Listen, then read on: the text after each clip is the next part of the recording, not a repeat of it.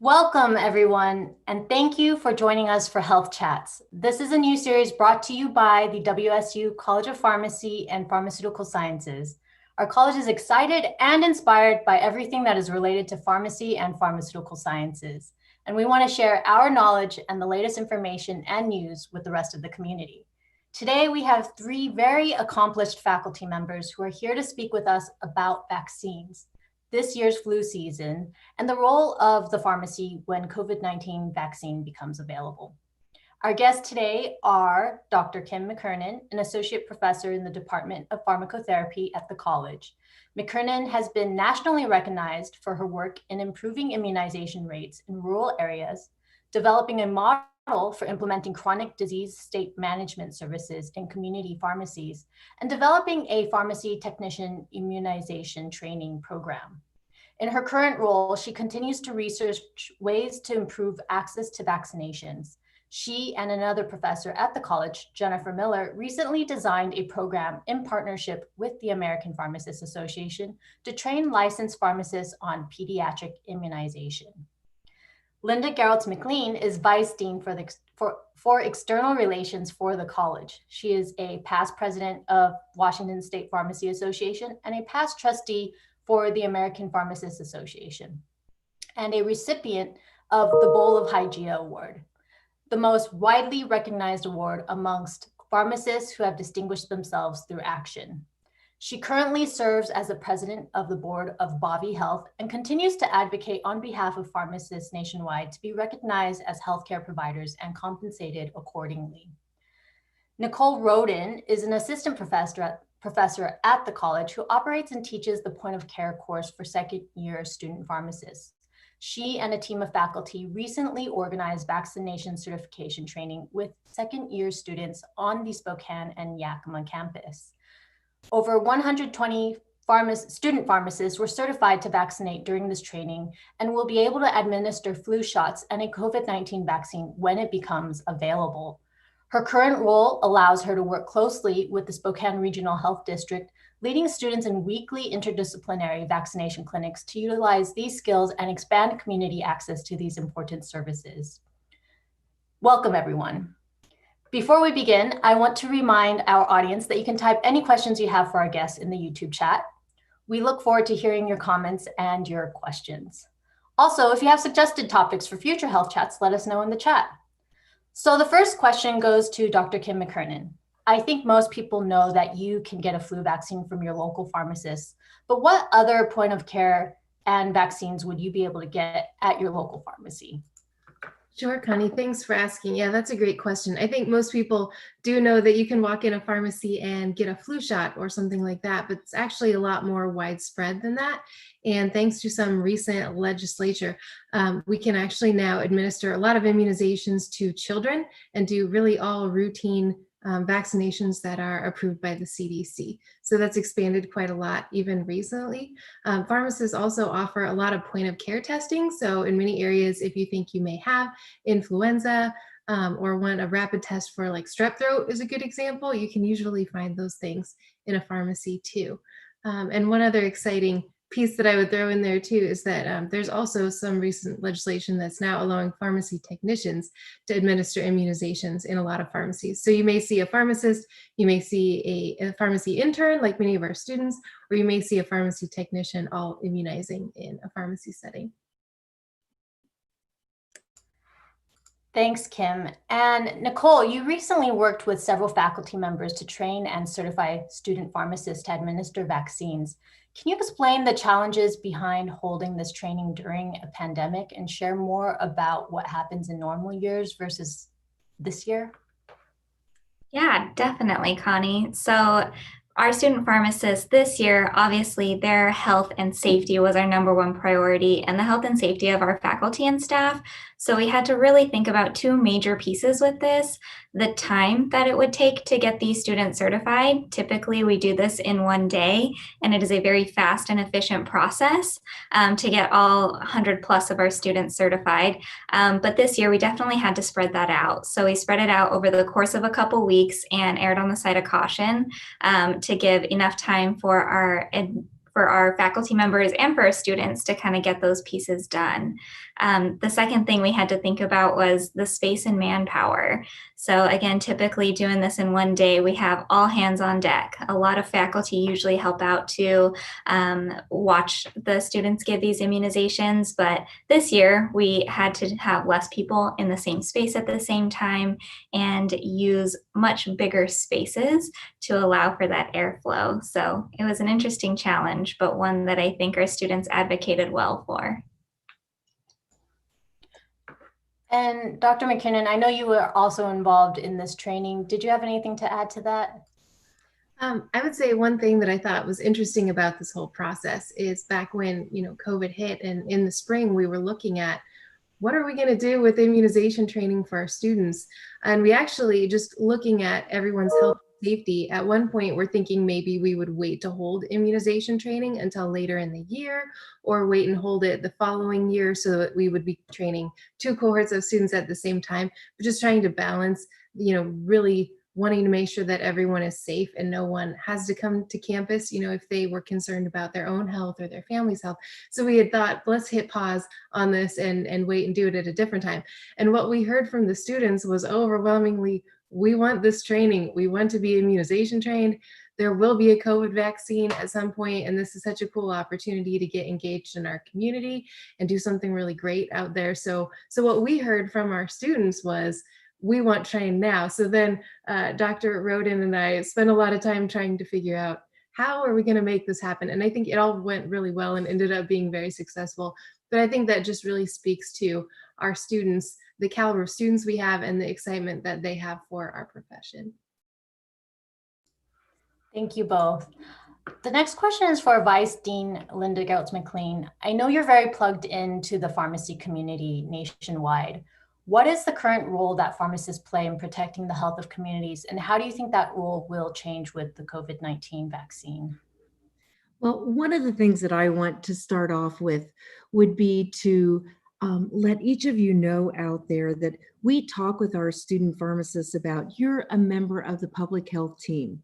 It's not just you're learning about pharmacy, but pharmacists are trained in public health to be an essential part of that in their communities. And so we start from the very beginning. So we have that commitment to public health. So let's think of some of the things that pharmacists in their communities are doing with regard to public health. I would like to build on what Dr. McKernan talked about the point of care tests. So think about this. This might not be something that you would normally think of a pharmacist doing, but think about strep testing. So you have a sore throat, that strep throat is going around the high school or the college or around the community, and you'd really like to find out if this is something that needs to be treated with an antibiotic. And so many pharmacists across the nation are able to administer the strep throat test, and then with confirmation that this is actually strep throat, we're able to, in many locations, be able to use something called a collaborative drug therapy agreement to provide the prescription for the needed antibiotic. So that's just an example of one of the things that our student pharmacists are trained to do immediately once they get to pharmacy school, to really help out in important ways in their communities. Now, you asked about how will the COVID-19 vaccine program change the way pharmacists are viewed in the United States. As I listened to our Dean Lead, talk about, we have a real opportunity with this crisis, and that is that our student pharmacists, our pharmacist colleagues and technicians are actually going to be administering the COVID-19 vaccine, and that's going to elevate the visibility of the important role that the pharmacist plays on the healthcare team. We're not in isolation, but we're part of a big team, and this being able to administer this vaccine is just going to highlight that. So thanks for the opportunity. Thank you, Vice Dean. The next question is for Dr. McKernan. I know in recent years there has been a lot of controversy around vaccinations. Some claim that it is linked to autism. Could you clarify some of the perceptions or misperceptions around vaccines? Yeah, absolutely. So that's a great question. I think a lot of people out there have heard claims about autism being caused by vaccines. So first, where did that information initially come from? There were two studies published by a researcher named Andrew Wakefield in the late 1990s and early 2000s that claimed to have found a link between autism and vaccines. I believe it was MMR vaccines specifically. And those were published, and there's a lot of concern, obviously, immediately after those happened. And then after reviewing the data a little more closely, what scientists have come to find is that there's absolutely no link between those things. The study data was falsified, and they've since been retracted from the important journals where they were published. And there have actually been a lot of studies done since then. If you go to the CDC website, they have pages and pages of great information about this, but they have found absolutely no link between vaccines and autism. And then even looking at the specific vaccine ingredients that were thought to be problematic, there have been studies done specifically on those ingredients, and there's still no link to be found between vaccines and autism. So I think that's something that we hear in community pharmacy practice just from concerned parents a lot. They have questions. So I think it's really important that for our students, they arm themselves with science, right? That's the best way to talk to folks who have hesitation about immunizations, is just talk to them about the science behind it. Should all be really driven by that. And I think that's a good thing to think about as we consider COVID-19 vaccine, which at some point will be coming out, and the same thing. Let's let the science guide the conversation. Thank you, Dr. McKernan. Very interesting points. Dr. Roden, so could you share some of the reasoning as to why students were so adamant about being certified to administer vaccines this flu season? I've heard some of the conversations going around. I was just wondering if you could share some of that insight. Yeah, definitely. And this kind of plays off of what Linda was talking about too. Our faculty and our community partners do an excellent job at describing the worth of pharmacists and where a profession could be and where it is right now, and just the genuine impact that it makes. So I think from a very early start within their education, our students identify with that, and they really see the worth within the services that they're providing. So all of our students are pretty aware of that, but I think our second year class is definitely very acutely aware of that too, and they're good at using that collective voice and engaging that to make change. So when they heard that we might push pause on this, they were very quick to identify the public health value in not even just being prepared for a COVID-19 vaccine, but also being prepared to actually administer flu vaccines and well-child catch-up visits before they go to school, things like that, that they typically do in a very normal flu season. They were very eager to make sure did not fall behind within this flu season too. Thank you, Dr. Roden. And the next question is for Vice Dean Linda Gerritz-McLean. We've seen an overall trend facing pharmacies and complications in getting compensated properly for their services, which they provide. For listeners who are not aware of this trend, could you share some of the challenges that community pharmacies are facing? Does COVID-19 change the game for pharmacists? Sure, I would be happy to address this. So to all of our listeners out there, think about a community pharmacy and you would think about medication. You would think about the pharmacist involved in delivering that medication to you and providing consultation on that medicine. That's a really important part of what a pharmacist does. So the pharmacist makes sure that your medication regimen for your moms or dads or grandpas or grandmas is appropriate, that it's going to get the results or the outcomes that we want from that medicine. So that's a really important part of what the pharmacist does, and it's what we're teaching our student pharmacists to become the medication experts. Now, as pharmacy has changed a bit, we think about the services that a pharmacist can offer as well. So think in terms of what I just mentioned about the point of care test. Dr. McKernan talked about that as well. The influenza test that a pharmacist might administer to determine whether or not someone really has influenza, or the strep throat test that a pharmacist could administer. So these would be considered services. So sitting down with a pharmacist, with a patient, and making sure that making sure that the medicine that you're on is appropriate and effective, and that's a service that would require time for the pharmacist to invest with the patient.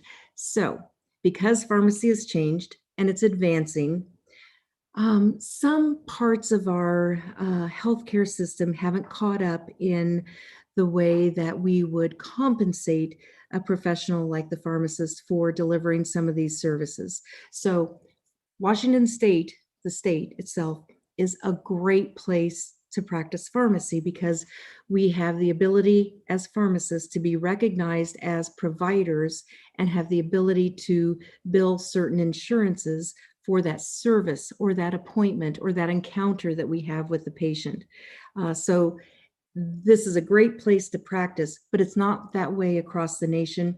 And I can tell you that my colleagues all in the College of Pharmacy and Pharmaceutical Sciences, as well as across the nation, are leading the charge to make sure that pharmacists are recognized for the value that is brought to the healthcare team and caring for patients as that team, but that we need to have that recognition to be able to bill for those services across the nation, not just in states that are progressive like Washington. Thank you, Linda. That's very interesting and fascinating. Dr. McKernan, I know that you have sat in on calls with the committee on the CDC, which determines which flu vaccines get produced each year. Can you explain to your audience, or to our audience, more about this process? Was anything particularly interesting as it relates to COVID-19? Sure. So I found this all to be really fascinating, and I appreciate the opportunity to share that information with some of our prospective students. So there's a branch of the CDC called the ACIP. It's the Advisory Committee on Immunization Practices. And this is the part of the CDC that makes all the recommendations around which vaccines we need, when they should be given. And as you can imagine, is looking pretty hard at COVID-19 vaccine right now and trying to figure out what we're going to do with that when it comes out. So the ACIP meets usually in a normal year, they meet 3 times a year, once usually in January or February, once in the summer, and then once again in the fall. With COVID-19, they've been having monthly meetings to talk about this because they want to be really prepared so that when vaccine is available, we can target it to the populations that are at the most kind of high risk for getting COVID-19. So some of the parts that I found the most interesting was just looking at how they determine those pieces, looking at who would be really high risk populations. And some of this in general, it's really not, I guess, that surprising, but it would be our older adults, anyone with a high risk condition that makes them likely to be, very sick with COVID-19 if they got that. Healthcare workers are certainly in the mix too because of their increased risk. Anyone at any sort of institution, so like a long-term care facility, would certainly be on that list as well. So the ACIP has really been looking at making a prioritization plan so that when we do have vaccine, depending on how much there is, they'll be able to get it to the right spots. So I think there's a lot of time and a lot of thought by some really excellent scientists that has gone into that. And so I think where it goes is all going to depend on how much vaccine there is, at least at first, to share amongst those groups that really need it. But the ACIP, just to let folks know, the ACIP meetings, they usually take place over the course of one day, and they are, you can log in and watch them live. So I would encourage people who are interested to maybe take a look at that. And if you can't make the live one, you can go back and watch it on YouTube as well. They're all publicly available, and they're really interesting to listen to. And Dr. McKernan, it might be too far in advance to make any speculations now, but do you see the COVID-19 vaccine as something that will become an annual thing like the flu shot as it goes through the population and possibly mutates? Sure. So that's a great question. And I think there's really no way to know the answer yet. I mean, there again, I think science has to guide all the decisions that we're making and everything that we're doing. But some factors that might be important to consider, first, how effective is the vaccine? Because we know that viruses mutate, they have small changes over time. They can make it so maybe the vaccine doesn't work quite as well on some as it does in others, or maybe the vaccine is very robust and it works well on many strains. So we won't know that until we have the real data from these vaccine trials, and then we start getting out there in the community. But I've certainly heard that quite a lot too, that there's concern that this will end up being like flu vaccine, where you need to get it every year because there are different strains in the flu vaccine, and it's specifically targeted toward those strains that are thought to be most concerning for the upcoming year. There's a lot that goes into which 4 strains are in our flu vaccine. So it's quite possible we'll end up in the same boat with COVID, but I think only time will tell on that. Very interesting. Thank you, Dr. McKernan. The next question is for Dr. Roden. How do student pharmacists use their new skills after they've been certified to administer vaccines? Can you share some of the volunteer work that happens in the community? Yeah, certainly. So our students, most of them have internships, so not as much volunteer, but they are certainly putting that skill to use within their work environments. I got some very excited emails after they were certified saying, Dr. Rodin, we're actually doing so many flu shots at my pharmacy this month, which was very encouraging to hear. But they're also volunteering a lot of their time. So here in Spokane, they partner really closely with the health district. So with Spokane Regional Health District, they have been volunteering weekly with drive-through shot clinics. So they are giving everything from MMR, Tdap, flu, just to make sure that those community members who need it are able to get it in a very safe environment and at no cost to them. So our students have been dedicating a lot of time to that and have been very busy on Tuesday evenings. These efforts are also seen in the needle exchange program with the health district. Our students are there giving immunizations as well and partnering with nursing to get all of this done. So it's been a very cool interdisciplinary thing to watch. Very interesting. And our audience members, you can see some of those updates on our social media channels too, if you're ever interested in seeing where our students are working. So the next question is for Vice Dean Linda Gertz-McLean.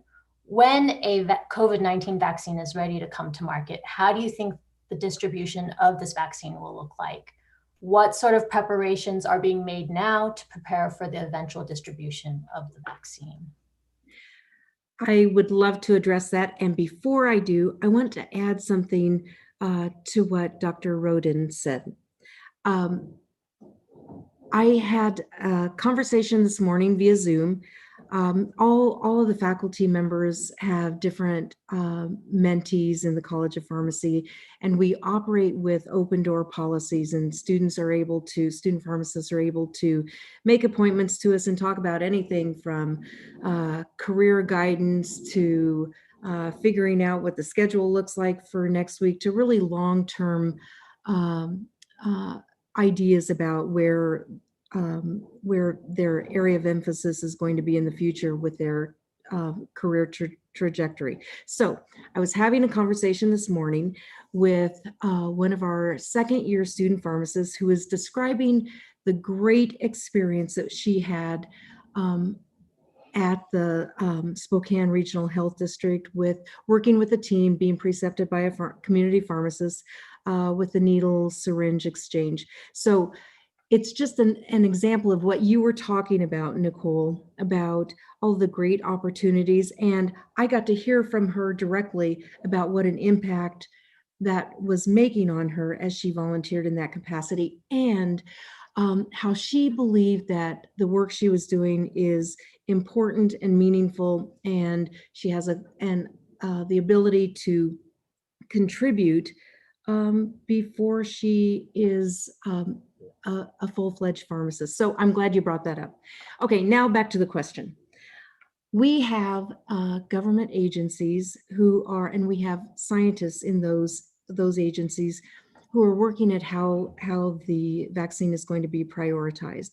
And so you've seen this, you've seen some of this in this information in the New York Times and the Washington Post.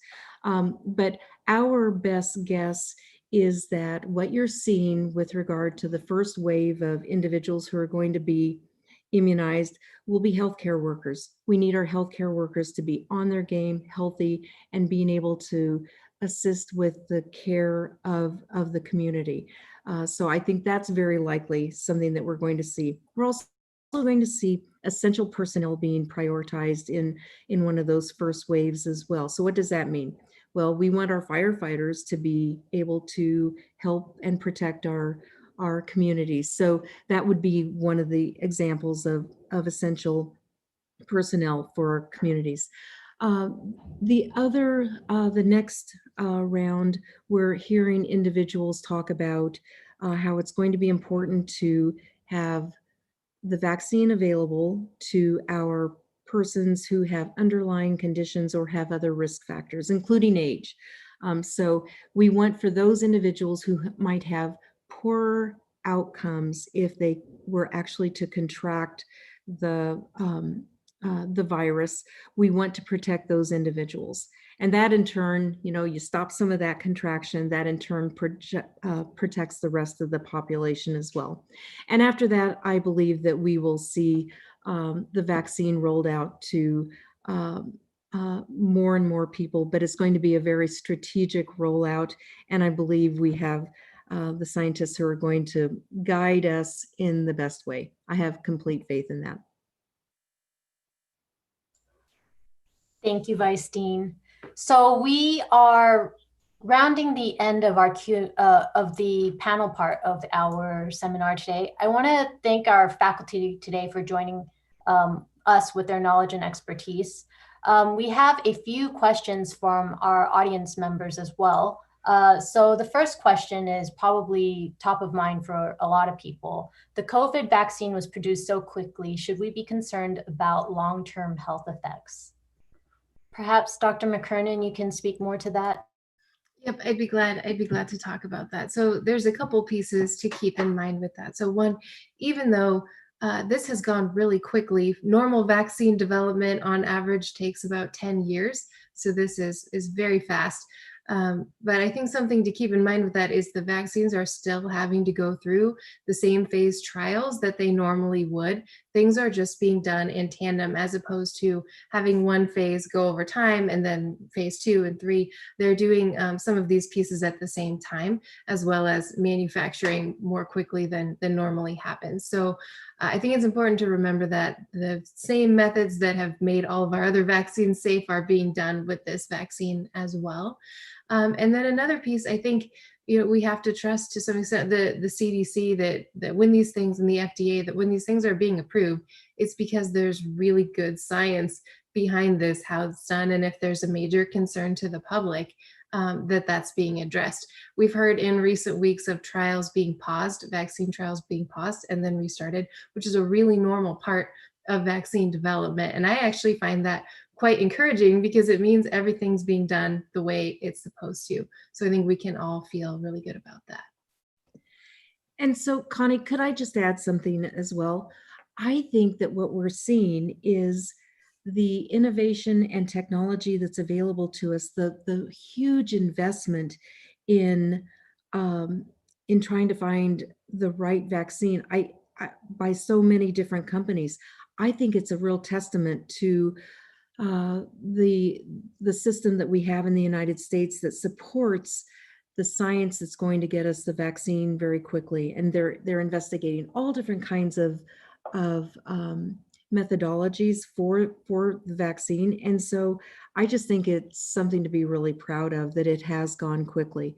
One of the books that I have read recently is The Great Influenza, and it's all about the 1918 influenza that ravaged the world.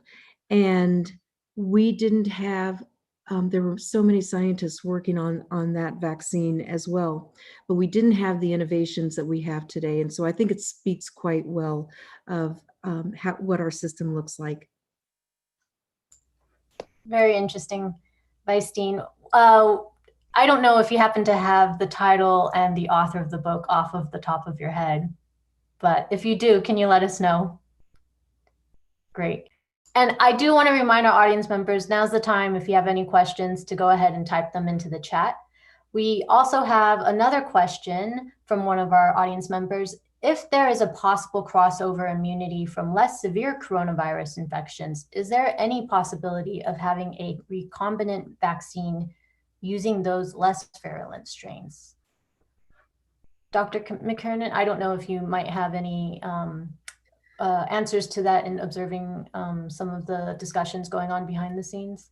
Sure. So I think that's a really great question. And not being a virologist, before I could really weigh in or make any comment on thoughts on that, I'd need to read more information about it, and I'd like to see the data that's out there.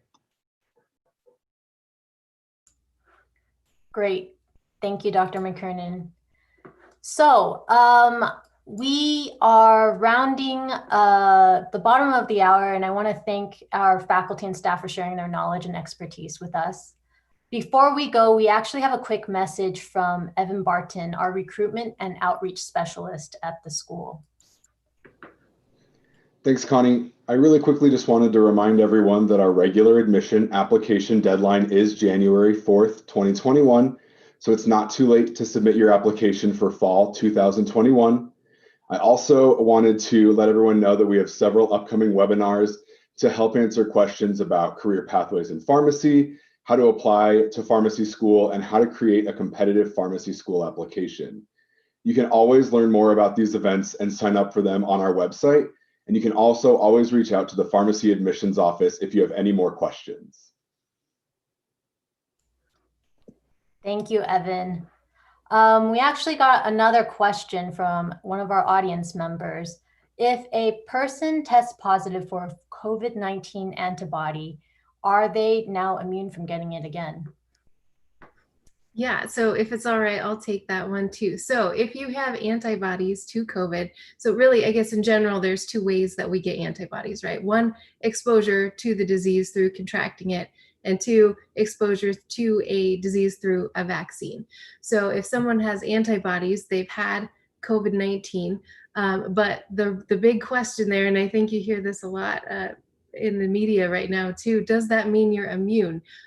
There is kind of mixed data, but it's not big data yet. It's very small what is available, at least to my knowledge right now. So that's something that we're going to have to keep on a close eye on over time.